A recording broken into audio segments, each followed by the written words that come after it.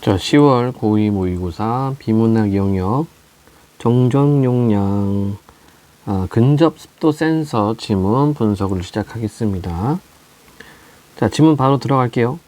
정전 용량형 근접 습도 센서는 전극에 축적되는 전하의 용량인 정전 용량의 변화를 이용하여 인체나 기계에 물리적 접촉 없이 습도 변화를 감지하는 센서다. 자, 과학 지문 같은 경우가 어렵죠. 왜 어렵냐면은 하나의 문장이 여러 가지 정보를 갖고 있어서 그렇습니다. 여기도 마찬가지입니다. 자, 전하의 이 정전 용량이라고 되어 있는데 얘가 뭐냐면 전극에 축적되는 전하의 용량이라고 개념이 나와 있고 이걸 이용해서 물리적 접촉 없이 습도 변화를 감지한다고 합니다. 이렇게 한 문장 안에 정보가 2개 이상 있을 수가 있고, 그 다음에 여러분들 용어를 잘 모르기 때문에 과학 지문이나 기술 지문을 어려워하는 거죠. 그래서 처음에 공부를 할 때, 고2니까 처음은 아니겠지만, 좀 제대로 공부를 시작할 때는 좀 천천히 가는 게 좋아요. 글이 어떤 구조를 띠고 있는가를 분석해야 되니까 천천히 가시고, 이게 이제 습관이 되고, 어느 정도 좀 실력이 쌓이면은 그때부터 속도가 자동으로 붙게 됩니다. 계속해서 보도록 할게요. 이 센서는 공중보건을 위해 엘리베이터나 출입문의 버튼 등 다중이용시설에 활용되고 있다. 이렇게 되어 있습니다. 자, 여러분도 생각해 보세요. 물리적 접촉이 없으니까 공중보건에 상당히 도움이 되겠죠. 그쵸? 뭐 감염이나 전염에 대한 어떤 그런 위험을 조금은 차단시킬 수 있을 겁니다. 자, 그래서 첫 번째 단락에서는 내용이 하나밖에 없습니다. 바로 요거 정전 용량형 근접 습도 센서의 어떤 기본적인 어떤 개념에 대해서 나와 있어요. 자, 두 번째 단락입니다. 일반적으로 정전 용량형 근접 습도 센서는 전기 회로에 연결된 축전기 등으로 구성된다. 축전기는, 자, 여기서부터는 이제 구성 요소를 지금 설명을 해주고 있습니다. 축전기는 전하를 전극에 저장하는 장치로, 자, 개념 나오죠? 전하를 전극에 저장하는 장치. 말 그대로 축. 우리가 저축할 때 축이고 저는 전하가 될 거예요. 자, 평면으로 된 2개의 전극과 1개의 수분 유지 기판으로 구성되어 있다. 자, 여기는 축전기에 대한 개념 그리고 구성이 나타나 있습니다. 자, 2개의 전극은 전기가 통하는 도체로 축전기 상부와 하부에 각각 고정되어 있다. 이때 얇은 투습성 소재로 제작된 상부 전극은 센서 외부로 노출되어 있어 센서 외부에 물 분자가 축전기 내부로 유입되는 통로가 된다. 자, 구조를 여러분들이 조금 그려가도 좋고 조금 천천히 보도 상관이 없습니다. 자, 투습성 소재 상부 전극은 센서 외부로 노출되어 있고 얘가 뭐한다? 물 분자가 축전기 내부로 유입되는 통로가 된다라고 되어 있네요. 자, 하부 전극은 축전기 내부 아래에서 상부 전극을 마주보고 위치하여 있는데 이들 상하부 전극 사이에 전기가 통하지 않은 부도체인 수분유지 기판이 끼워져 있다. 수분유지 기판에는 작은 인력만으로 물 분자를 쉽게만 흡착할 수 있는 이황화 몰리브덴 등과 같은 방막 소재가 증착되어 있다. 자, 방막은 아주 얇은 막이라는 얘기죠. 그래서 이 단락은요, 바로 이 축전기에 대한 개념 및 구성을 지금 나타내고 있고요. 뭐 간략하게 한번 그림을 그려본다면 2개의 전극 이렇게 되어 있고 얘가 상부, 얘가 하부 이렇게 되어 있고, 그 다음에 중간에 뭐가 있다는 얘기입니까? 수분유지 기판이 있다는 얘기죠. 수분유지 기판. 이때 수분유지 기판에는 뭐가 있다는 얘기입니까? 이황화 몰리브덴 등과 같은 방막 소재가 증착되어 있다는 얘기네요. 자, 그래서 읽어가면서 뭐 간단하게 그림을 그려도 상관이 없습니다, 여러분들. 자, 다음 단락입니다. 센서에 전원이 공급되면 수분유지 기판에는 전기가 흐르지 않지만, 그렇죠? 수분유지 기판은 부도체예요. 전기가 통하지 않는 부도체라고 이렇게 얘기를 하고 있습니다. 상하부 전극에는 서로 다른 전하가 모여 두 전극 사이에는 전기장이 형성된다. 이때 수분유지 기판을 구성하고 있는 각 분자 내에서 음전하를 띠는 전자가 양전하를 띠는 전극 쪽으로 모이게 되면서 분자 내부의 전자와 양전하를 띠는 원자 핵은 재배열된다. 자, 여러분들이 읽어가다가 또 이런 식으로 뭔가 이제 변화가 생기게 되잖아요. 자, 이것도 이제 다 체크 포인트가 됩니다. 전기가 흐르기 시작하면은 위에 있는 상부 전극과 아래에 있는 하부 전극 사이에 전기장이 형성이 되고, 그것으로 인해서 어떻게 된다? 음전하를 띠는 전자가 양전하를 띠는 전극 쪽으로 모이게 되면서 분자 내부의 전자와 양전할 때는 원자핵은 재별돼 이렇게 돼 있어요. 그러니까 여러분들 만약에 말이 너무 어려워서 이게 뭔지 모르겠다 싶으면은 여기다가 깃발 하나 꽂아주면 되겠죠. 그러면서 여기는 전기가 흐르고 전기가 흐른 뒤 현상 뭐 이런 식으로 간략하게 메모만 해놓고 넘어가도 상관이 없습니다. 자, 다음 그 결과 기판 내부에서는 분자 간의 경계에 위치한 음전하와 양전하가 상쇄되고 상하부 전극과 접하는 기판 상하부 표면의 한쪽은 음전하, 한쪽은 양전하가 분포된다. 이건 전기가 흐르는 현상이에요. 흐르고 난 뒤입니다. 이렇게 부도체의 표면에 전하가 형성되는 현상을 분극이라고 한다. 자, 분극에 대한 또 개념 나와 있네요. 또 정리해 주놓고. 자, 수분 유지 기판의 분극으로 인해 상하부 전극에는 더 많은 전하가 축적될 수 있는데, 이때 정정 용량 값이 센서가 가지는 정정 용량의 기본값이 된다. 자, 그럼 이번 단락은 뭡니까? 축전기에다가, 그쵸? 이제 전기를 걸어 둔 거죠? 전기를 건 상태에서의 변화를 지금 설명을 했습니다. 다음 단락. 이렇게 전원이 공급된 상태의 정정 용량형 근접 습도 센서가 물 분자를 감지하는 과정은 다음과 같다. 자, 요 단락 내용은 바로 첫 번째 문장 그대로입니다. 자, 물 분자가 공기 중으로 확산되어 센서로 이동하면 상부 전극을 투과하여 수분 유지 기판에 흡착된다.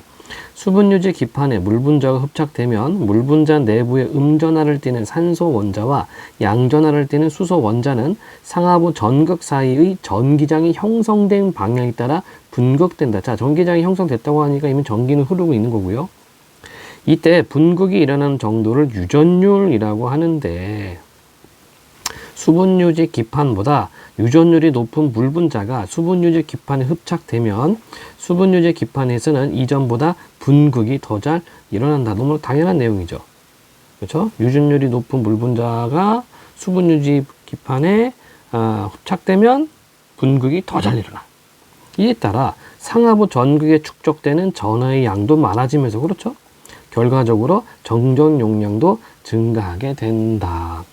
너무나 당연한 내용입니다. 여러분들 분극이 되어서 양극판으로 이제 전하들이 모이기 시작이 되고, 결과적으로 정전 용량도 증가하게 되고, 그렇죠?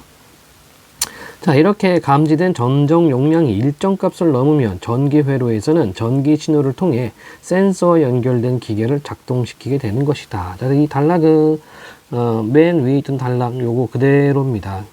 정전 용량형 근접 습도 센서가 작동하는 과정을 좀 설명을 했습니다.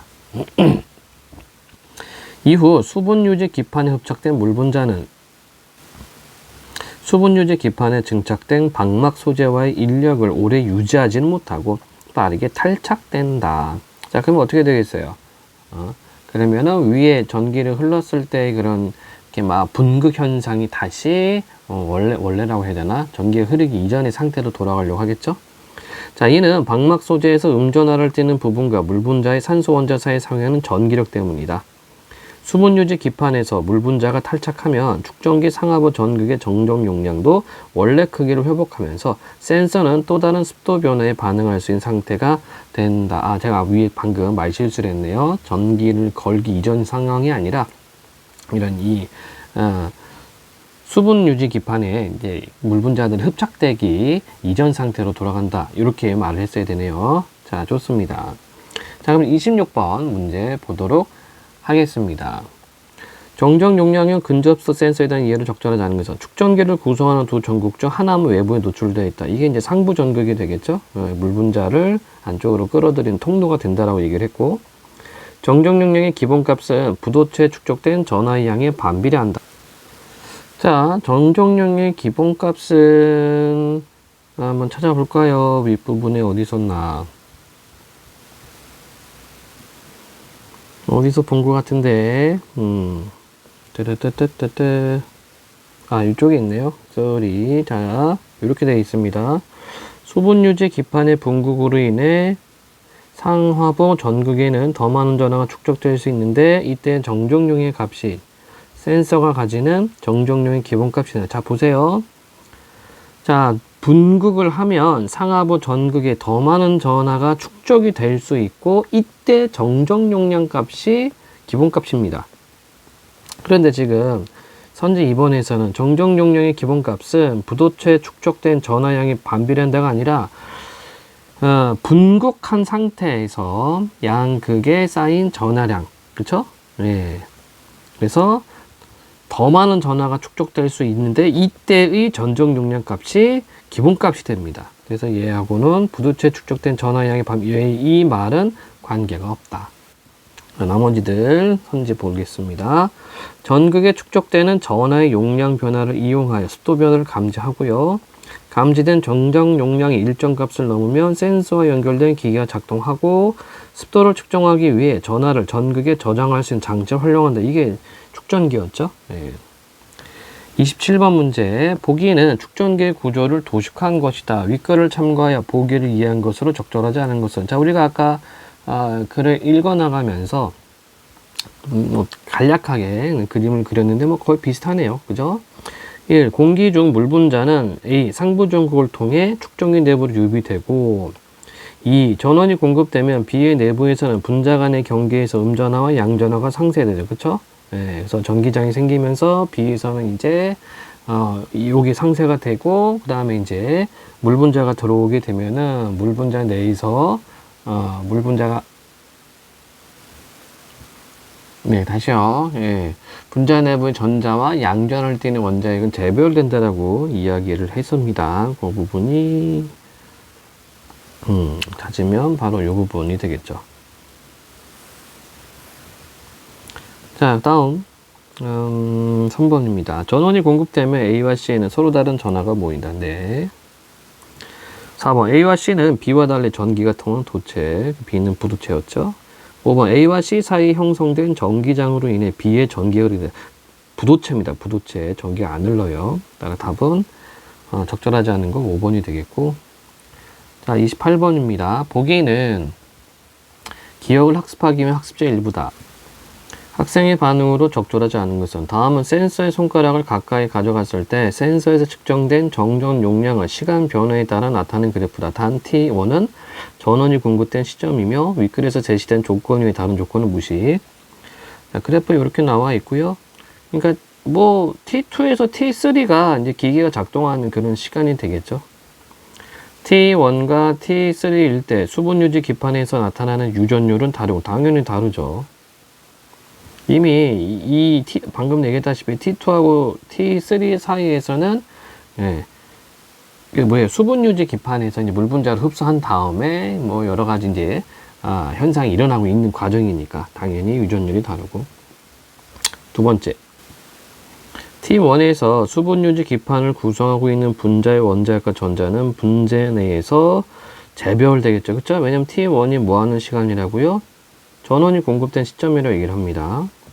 세 번째, T2와 T3 구간에서는 물 분자 내부의 산소와 수소 원자가 당연히 분극되죠. 네. 네 번째, T2와 T3 구간에서는 상하부 전극에 축적되는 전하량이 증가하죠. 그러니까 이게 그래프 자체가 지금 증가하고 있잖아요. 정전 용량이. 정전 용량이 뭡니까? 바로 축적되는 전하의 양이죠. 자, T4에서는 수분유지 기판에 일어났던 분극이 사라졌겠군. 자, T4는요. 계속해서 지금 전원이 공급되고 있어요. 전원 공급이 되고 있기 때문에 분극이 사라진 게 아니죠. 분극은 계속 있습니다. 분극은 계속 있지만 자, 다시 원래대로 돌아온 이 정전 용량이 원래대로 돌아온 이유는 뭡니까? 바로 T4가 T4에서 그 수분 유지 기판에서 물 분자가 탈착되는 거죠. 여기에서. 그죠? 네.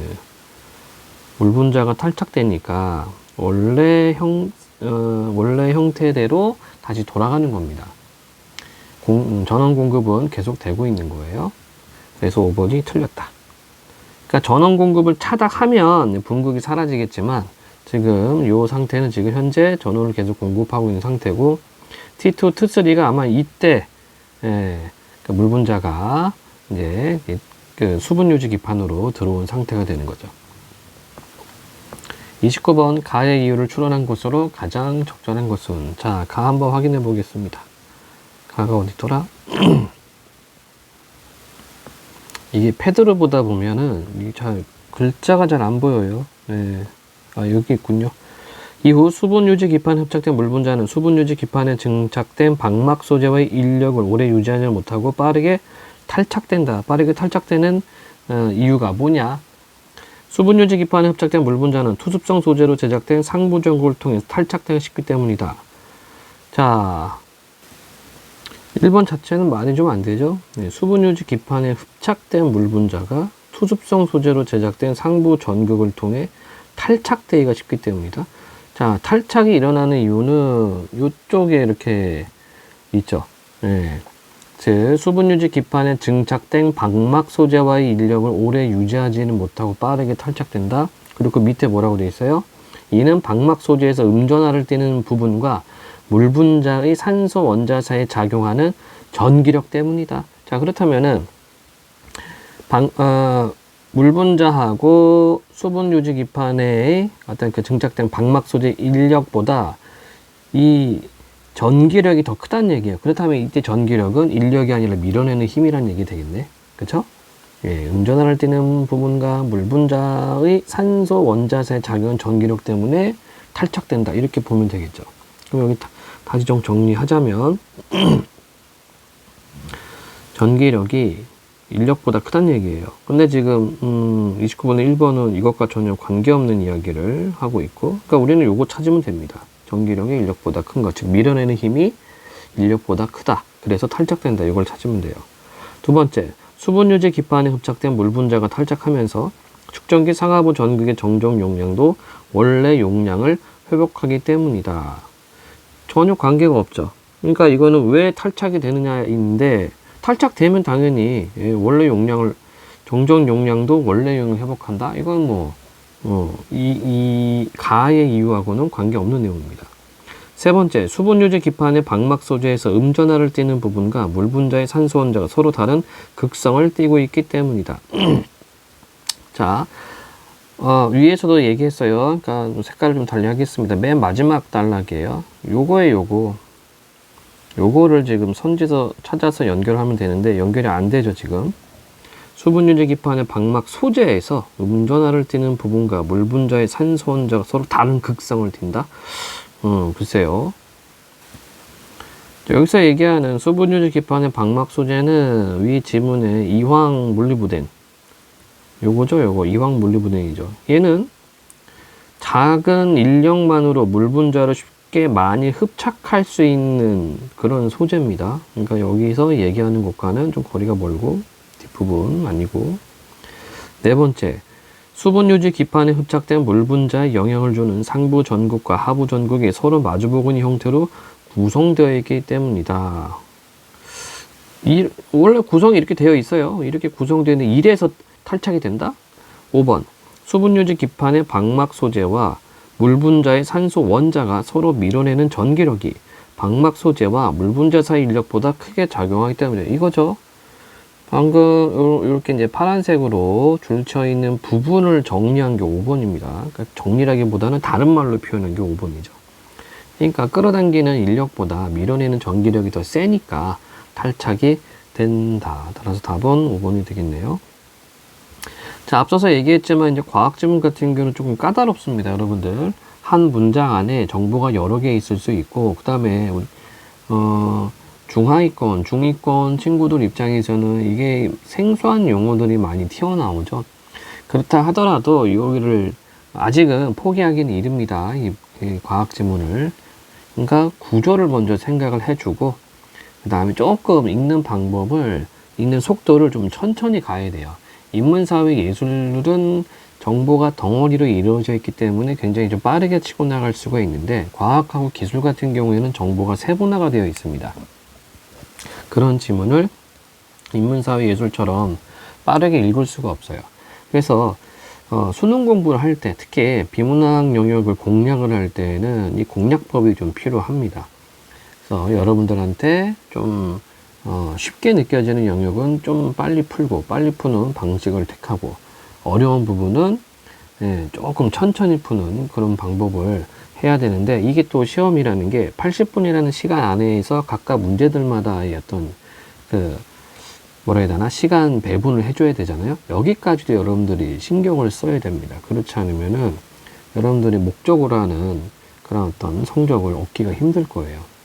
그래서 이런 연습을 꾸준히 해야 되고, 적어도 일주일에 한 번 이상은, 시간 정 안 되면 일주일에 한 번 정도는 모의고사를 풀면서 여러분들이 시간을 재가면서 이거 공략 방법을, 여러분들 나름의 공략법을 찾아내야 됩니다. 그렇게 할 수밖에 없는 영역이 수능이기도 합니다. 자, 그러면 습도 센서의 부분 설명 마치도록 하겠습니다.